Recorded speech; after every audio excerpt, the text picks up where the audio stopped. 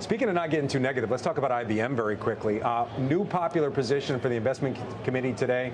Stephanie, you actually bought more. Obviously, the stock took a big tumble following earnings, and it wasn't really the numbers. It really seemed to be based on what they were saying about the consulting business and government cuts when it comes to spending in that area. What made you want to buy? What did you see or what did you hear that gave you the confidence?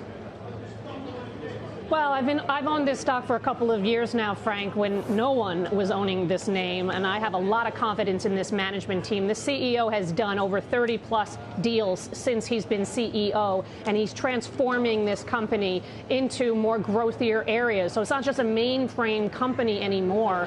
It's actually focused on data center and cloud, AI, blockchain, etc. And so the setup, though, was so bad for this name because it's been a safe haven. It was up 10% year to date. At the same time, semiconductors down 18% year to date, software down 18% year to date. So people were hiding in this because they really don't have a lot of tariff exposure.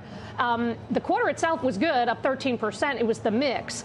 Everyone's focusing on consulting. Consulting and infrastructure actually were better than expected. It was software that saw a decel. It was 9%, but it's down from 11%. I'm not that concerned about it because Red Hat, their hybrid cloud business, actually has annualized bookings in the high teens. So I think it's a timing thing. I think people were kind of obsessed with this number. It's about 44% of total revenue is software, so there were high expectations.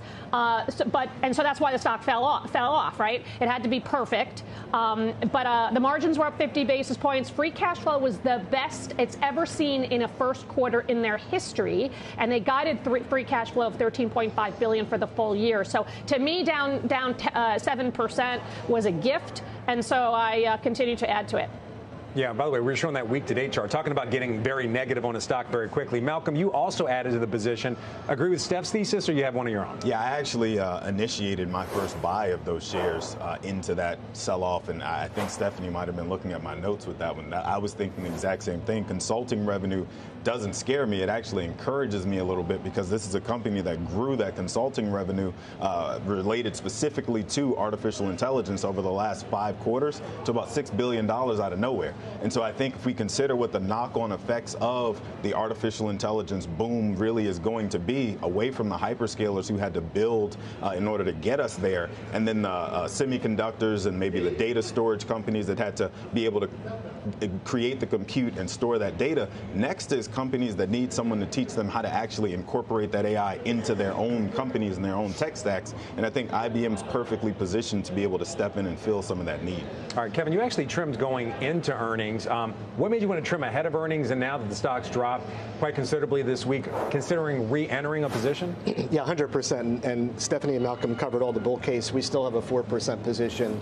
Owned the stock for years. Really love it. It's been one of our best performers.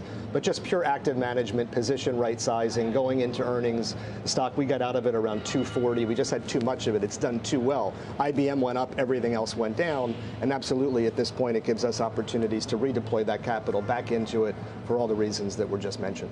All right, taking a look at IBM shares right now, up under just about 0.5% right now.